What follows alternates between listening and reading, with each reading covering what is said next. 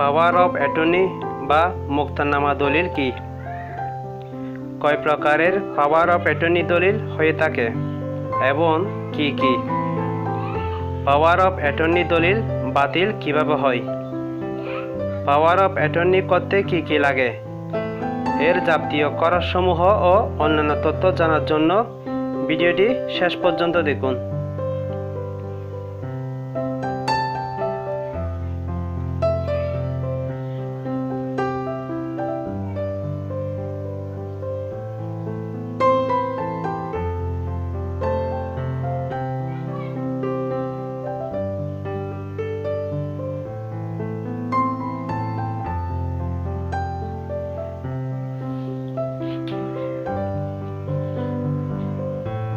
প্রথমে জেনে নিই পাওয়ার অফ অ্যাটর্নি বা মোক্তারনামা দলিল কি।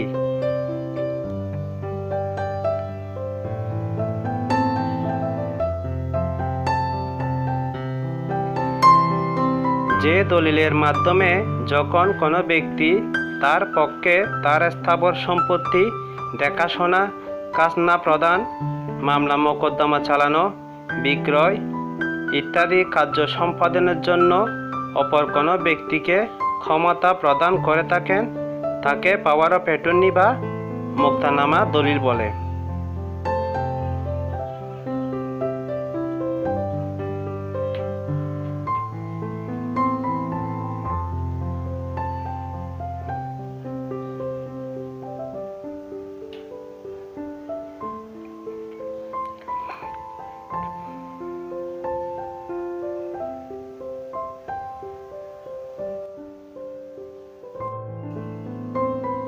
অর্থাৎ এই দলিলের মাধ্যমে পাওয়ারদাতা তার অনুপস্থিতিতে তার যাবতীয় কার্য সম্পাদনের জন্য পাওয়ার গ্রহীতাকে প্রতিনিধি হিসেবে নিয়োগ করেন।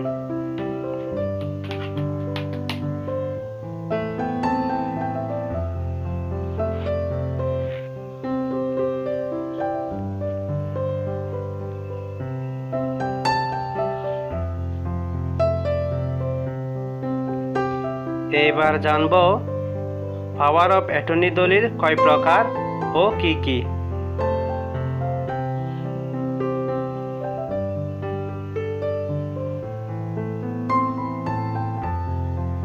পাওয়ার অফ অ্যাটর্নি দলিল 4 প্রকার, যথা 1 নম্বর বিশেষ পাওয়ার অফ অ্যাটর্নি দলিল, 2 অপ্রত্যাহারযোগ্য পাওয়ার অফ অ্যাটর্নি দলিল, ব্যাংক পাবলিক আর্থিক প্রতিষ্ঠানের অনুকূলে ঋণ গ্রহণের বিপরীতে, 3 অপ্রত্যাহারযোগ্য পাওয়ার অফ অ্যাটর্নি পণ্য মূল্য ব্যতীত, 4 অপ্রত্যাহারযোগ্য পাওয়ার অফ অ্যাটর্নি পণ্য মূল্যের বিনিময়ে।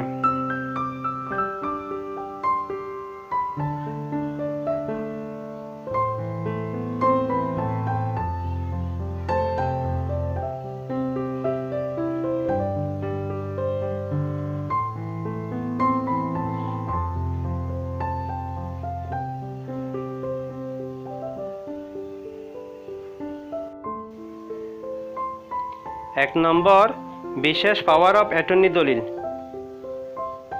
একটি নির্দিষ্ট বা কোনো বিশেষ কাজের ক্ষমতা মোক্তার বা প্রতিনিধিকে দিয়ে যে মোক্তারনামা দলিল তৈরি করা হয় তাকে বিশেষ মোক্তারনামা দলিল বা স্পেশাল পাওয়ার অফ অ্যাটর্নি দলিল বলে।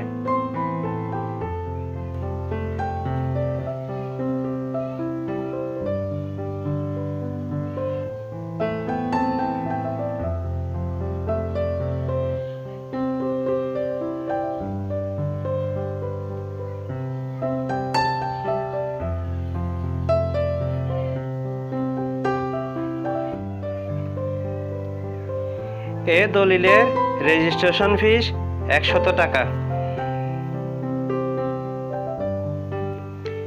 স্ট্যাম্প শুল্ক 500 টাকা। 1899 সালের স্ট্যাম্প আইনের 1 নম্বর তফসিলের 48 নম্বর ক্রমিকে উল্লেখিত বর্ণনা অনুসারে সকল ফি রেজিস্ট্রি অফিসে প্রদান করতে হবে।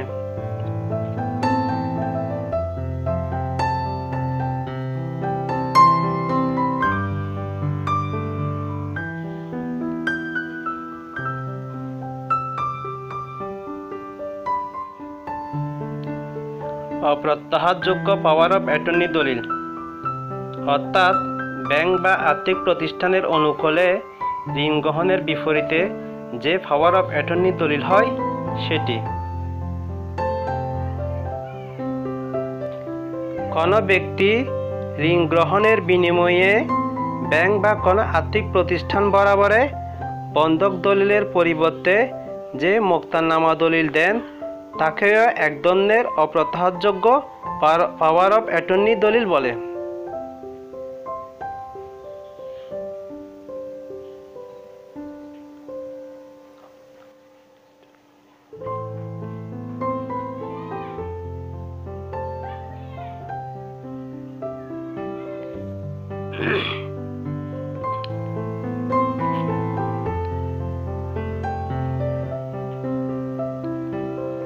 এক্ষেত্রে ঋণ গ্রহীতা নির্দিষ্ট মেয়াদের মধ্যে ঋণ পরিশোধ করতে না পারলে উক্ত ব্যাংক বা আর্থিক প্রতিষ্ঠান ঋণ গ্রহীতার দলিলে লিখিত স্থাবর সম্পত্তি বিক্রি করে ঋণ আদায় করে থাকেন।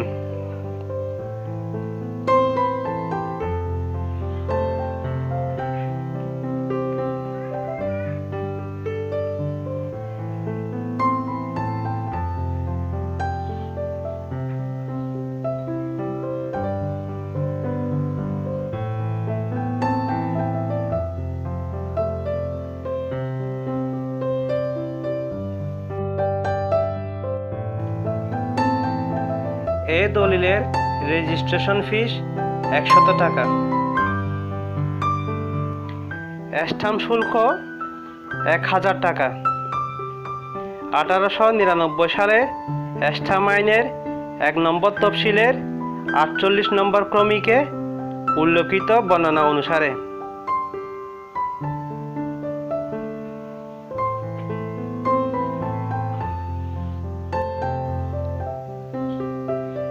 এছাড়া 200 টাকার স্ট্যাম্পে হলফনামা, ই-ফি 100 টাকা, এন-ফি দলিলের প্রতিটি 300 শব্দের 2 পৃষ্ঠার অতিরিক্ত প্রতি পৃষ্ঠার জন্য 40 টাকা হারে লাগবে।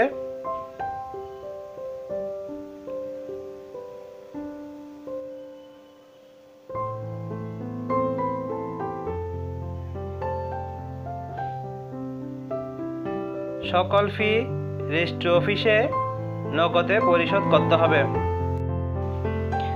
অপ্রত্যাহারযোগ্য পাওয়ার অফ অ্যাটর্নি রেজিস্ট্রেশনের ক্ষেত্রে রেজিস্ট্রেশন আইন 1908-এর 52 দ্বারা প্রযোজ্য।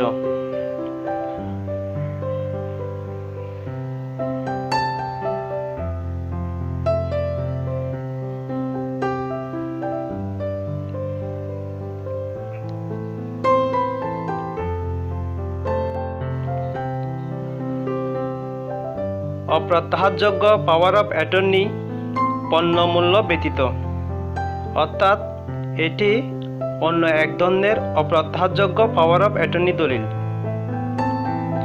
যে মোক্তারনামায় মোক্তারদাতার পক্ষে জমি জমা, বাইনামা, চুক্তিপত্র, বিক্রয়, রক্ষণাবেক্ষণ, মামলা মোকদ্দমা পরিচালনা সহ যাবতীয় কাজের ক্ষমতা মোক্তার বা প্রতিনিধিকে দেওয়া হয় তাকে অপ্রত্যাহারযোগ্য পাওয়ার অফ অ্যাটর্নি দলিল বলে।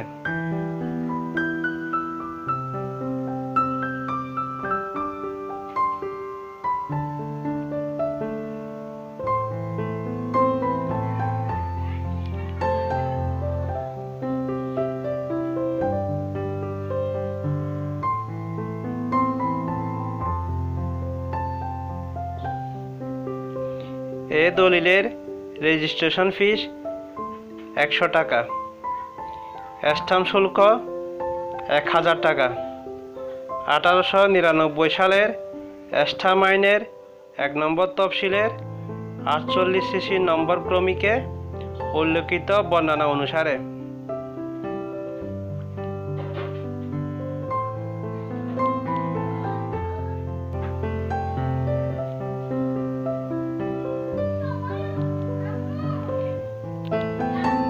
এছাড়া 200 টাকার স্ট্যাম্পে হলফনামা, এই ফি 100 টাকা।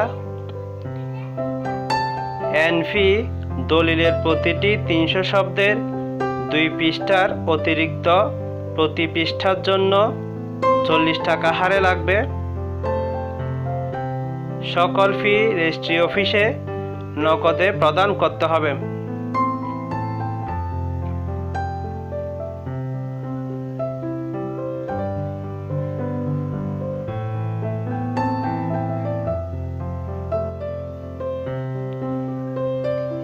এই অপ্রত্যাহারযোগ্য পাওয়ার অফ অ্যাটর্নি রেজিস্ট্রেশনের ক্ষেত্রে রেজিস্ট্রেশন আইন 1908-এর 52 দ্বারা প্রযোজ্য।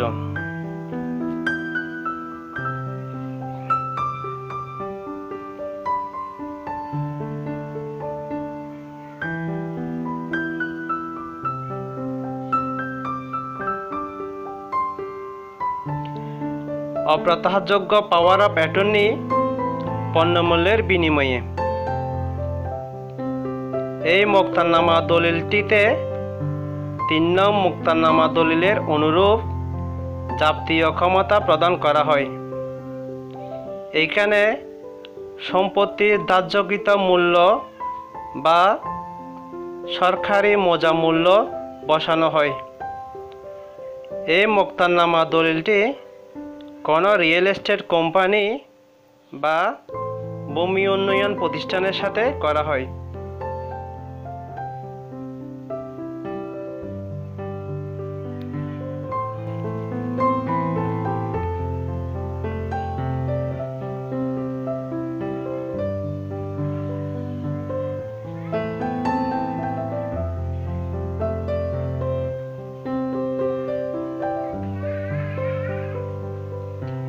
এই দলিলটির রেজিস্ট্রেশন ফিস পণ্য মূল্যের 1% টাকা, কিন্তু 40,000 টাকার বেশি হবে না কিংবা 100 টাকার কম হবে না।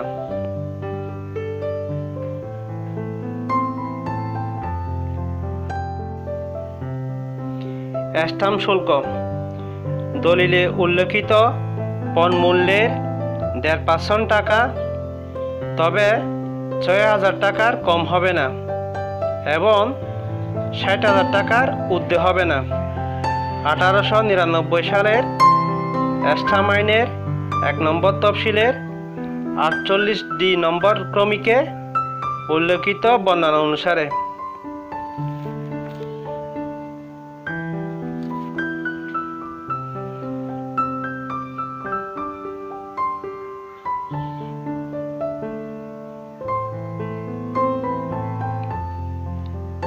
এছাড়া 200 টাকার স্ট্যাম্পে হলফনামা, এই ফি 100 টাকা।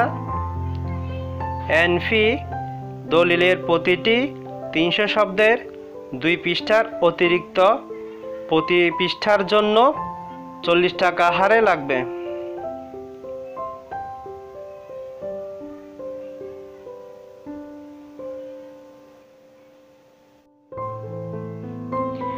সকল ফি রেজিস্ট্রি অফিসে নগদে পরিশোধ করতে হবে। সিটি কর্পোরেশন বা জেলা সদরের পৌরসভা অন্তর্ভুক্ত 1 লক্ষ টাকার অধিক মূল্যের পাওয়ার অফ অ্যাটর্নি দলিল রেজিস্ট্রির ক্ষেত্রে 18 বাধ্যতামূলক।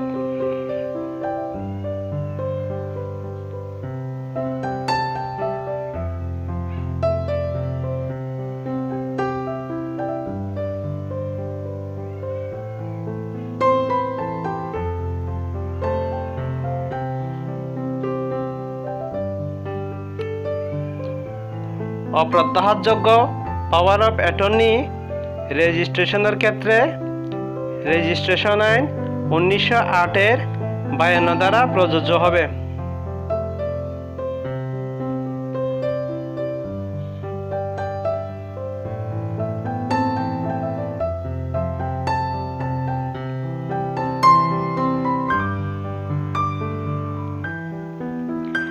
পণ্যমূল্য হচ্ছে অপ্রত্যাহারযোগ্য পাওয়ার গ্রহীতা যে অংশ বিক্রয় বা হস্তান্তরের ক্ষমতা প্রাপ্ত হন উহার বাজার মূল্য এবং পাওয়ারদাতা কর্তৃক গৃহীত কোনো অর্থ যদি থাকে, যাহা দলিলের মূল্য হিসেবে গণ্য হয়।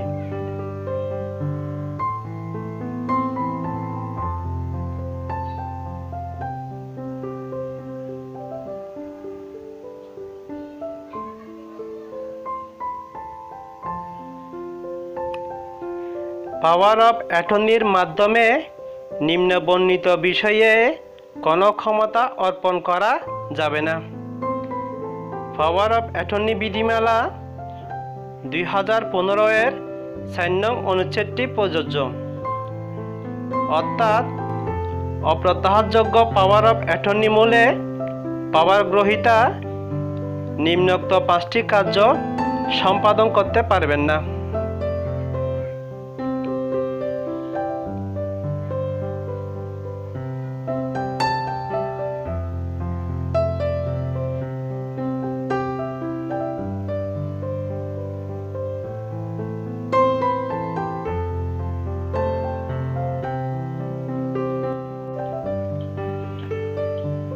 এক, পাওয়ার গ্রহীতা উক্ত পাওয়ারকৃত সম্পত্তি কাউকে উইল করতে পারবেন না। 2, পাওয়ার গ্রহীতা দত্তক গ্রহণের ক্ষমতাপত্র সম্পাদন করতে পারবেন না। 3, দান বা হেবা সম্পর্কিত ঘোষণা সম্পাদন করতে পারবেন না।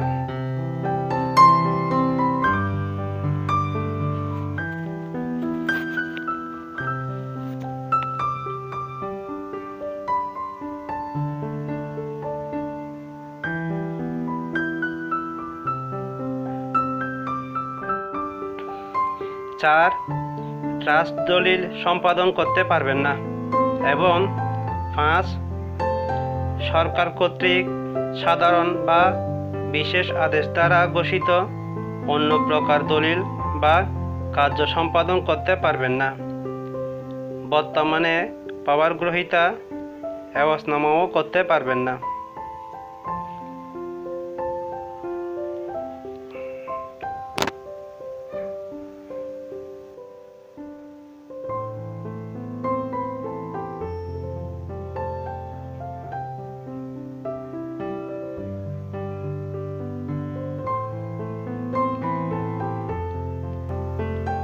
কোনো স্থাবর সম্পত্তির পাওয়ার অফ অ্যাটর্নি দলিল দাখিল করা হলে যে পর্যন্ত নিম্নবর্ণিত 7টি বিবরণ দলিলে অন্তর্ভুক্ত এবং দলিলের সহিত সংযুক্ত করা না হয়, সেই পর্যন্ত সাব রেজিস্ট্রার উক্ত দলিলটি রেজিস্ট্রি করবেন না।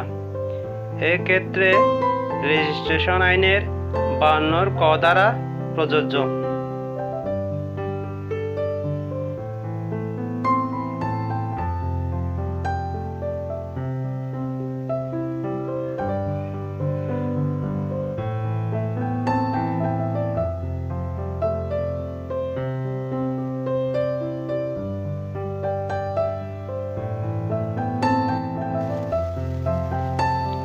1, যদি পাওয়ারদাতা উত্তরাধিকার সূত্রে প্রাপ্তি ব্যতীত অন্যভাবে সম্পত্তির মালিক হইয়া থাকেন, তাহলে রাষ্ট্রীয় অধিগ্রহণ ও প্রজাস্বত্ব আইন 1950-এর অধীন তার নামে প্রস্তুতকৃত সর্বশেষ খতিয়ান বা নামজারি খতিয়ান লাগবে।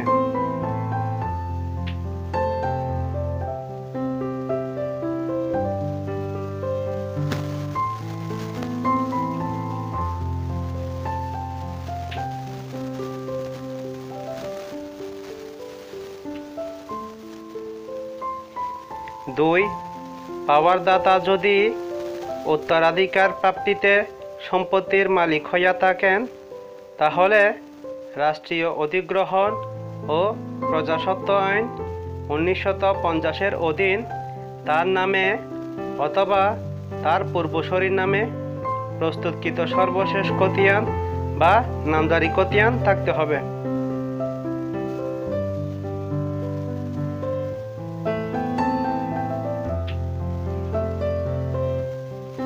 3,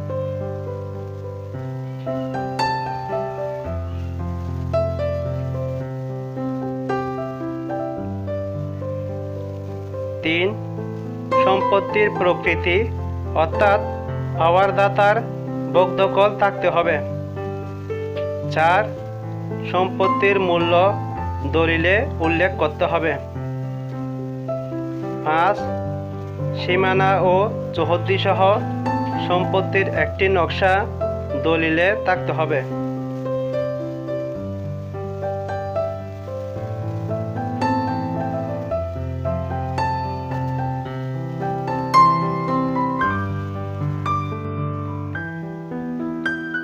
6.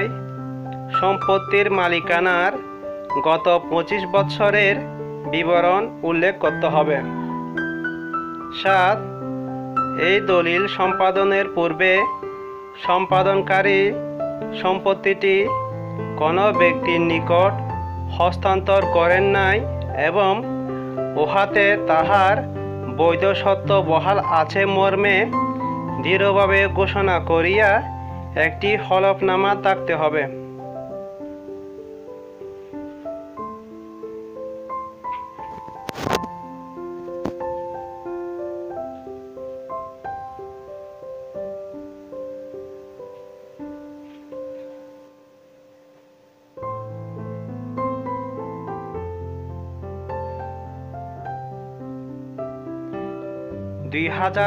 সালের 35 নং আইন অনুযায়ী পাওয়ার অফ অ্যাটর্নি দলিল বাতিল করার নিয়ম বা নিজ থেকে বাতিল হওয়ার কারণ।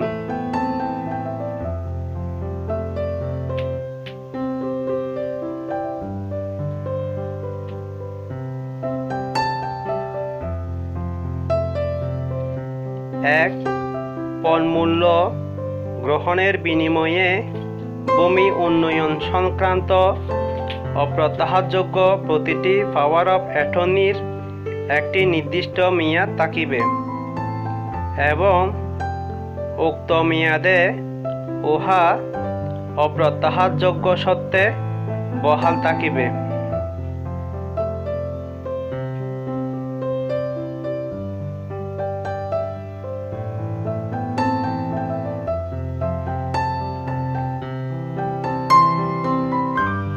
2. উপধারা 1-এ যাহা কিছুই থাকুক না কেন ভূমি উন্নয়ন সংক্রান্ত পাওয়ার অফ অ্যাটর্নির মেয়াদ অতিক্রান্ত হইবার পরও পাওয়ার গ্রহীতার অংশের বিক্রয় চুক্তি সম্পাদন বা ঋণ গ্রহণের বিপরীতে বন্ধকি দলিল সম্পাদনের ক্ষমতা বাধাগ্রস্ত হইবে না এবং উক্ত ক্ষমতা প্রয়োগ না হওয়া পর্যন্ত সংশ্লিষ্ট পাওয়ার অফ অ্যাটর্নি বহাল আছে মর্মে গণ্য হইবে।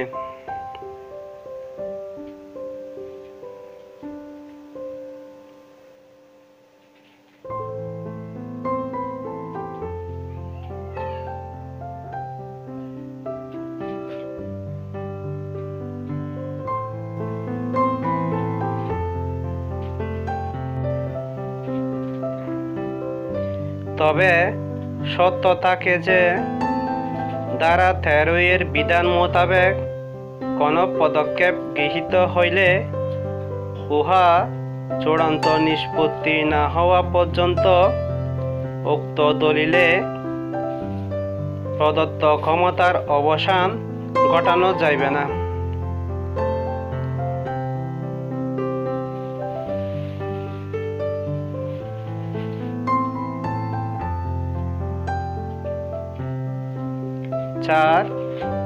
উপধারা 13-এর অধীন প্রদত্ত নোটিশ জারির সঙ্গে সঙ্গে ধারা 13-এর বিধান মোতাবেক চূড়ান্ত নিষ্পত্তি না হওয়া পর্যন্ত উক্ত পাওয়ার অফ অ্যাটর্নির কার্যকারিতা স্থগিত হইয়া থাকিবে।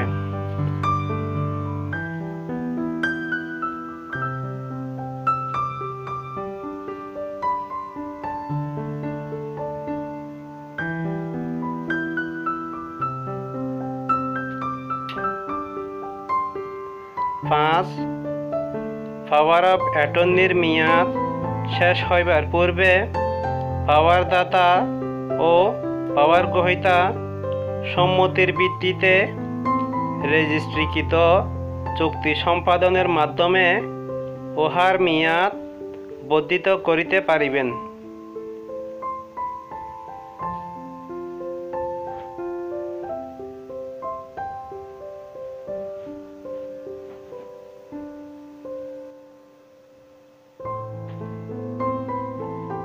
ছয়, অপ্রত্যাহারযোগ্য পাওয়ার অফ অ্যাটর্নির মেয়াদ অবসান হইবার পূর্বে পাওয়ারদাতা বা পাওয়ার গ্রহীতার মৃত্যু হইলে বা তাহারা আইনগতভাবে দলিল সম্পাদনে অক্ষম হইলে উক্ত মৃত বা অক্ষম ব্যক্তির বৈধ ওয়ারিশ বা স্থলবর্তীর উপর দলিল হইতে উদ্ভূত দায় বা অধিকার স্বয়ংক্রিয়ভাবে অর্পিত হইবে।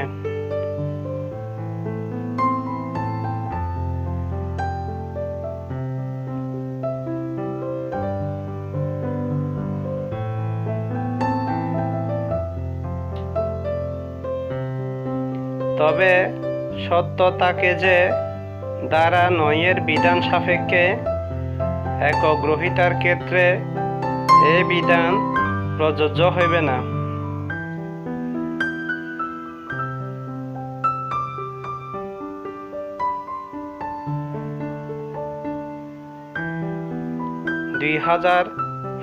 সালের বিধিমালা আইন অনুযায়ী পাওয়ার অফ অ্যাটর্নি দলিল বাতিল করার নিয়ম বা বাতিল হওয়ার কারণ।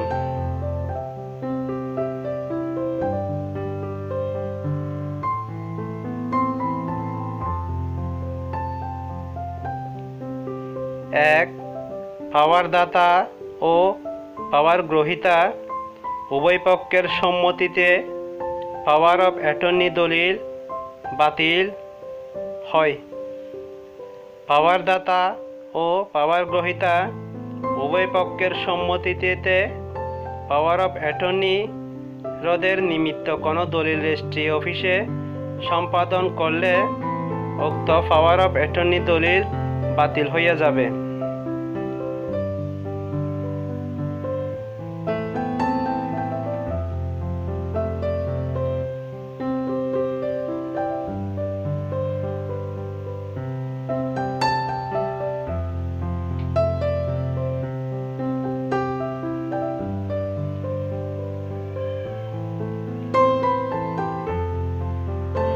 দুই, সাধারণ পাওয়ার অফ অ্যাটর্নি দলিল বাতিলের জন্য পাওয়ারদাতা কর্তৃক প্রদত্ত ক্ষমতা রোধের বা পাওয়ার গ্রহীতা কর্তৃক তাহার উপর অর্পিত ক্ষমতা পরিত্যাগের সত্য উল্লেখ থাকা সাপেক্ষে উক্তরূপ রদ বা পরিত্যাগের ঘোষণা সংক্রান্ত দলিল সম্পাদন করলে সাধারণ পাওয়ার অফ অ্যাটর্নি দলিলটি বাতিল হইয়া যাবে।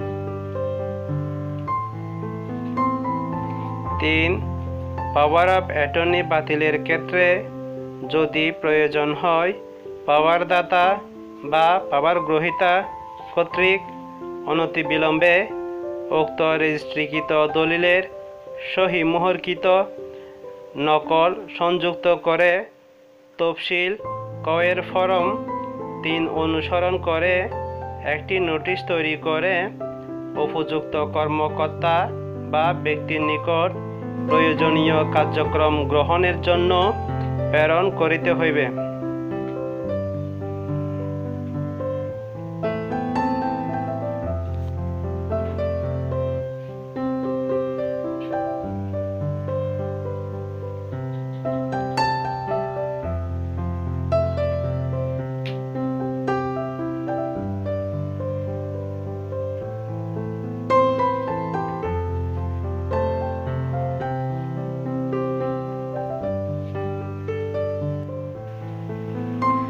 আশা করি আপনারা ভিডিওটি বুঝতে পেরেছেন। যারা আমার ভিডিওটি শেষ পর্যন্ত দেখেছেন তাদেরকে অসংখ্য ধন্যবাদ। আমার নেক্সট সকল ভিডিও পেতে সাবস্ক্রাইব করে পাশে থাকা বেল আইকনে গিয়ে অল বাটনটি প্রেস করে দিবেন। আর জমি সংক্রান্ত বিষয়ে কোনো প্রশ্ন থাকলে আপনারা আমাকে কমেন্ট বক্সে জানাবেন। আমার যদি আপনার প্রশ্নের উপর কোনো ভিডিও থাকে আপনাকে ভিডিও লিঙ্কটি দিয়ে দেব। তাছাড়া ডেসক্রিপশন বক্সে আমার সবগুলো ভিডিও লিঙ্ক দেওয়া থাকবে, ওখান থেকে দেখে নিতে পারেন।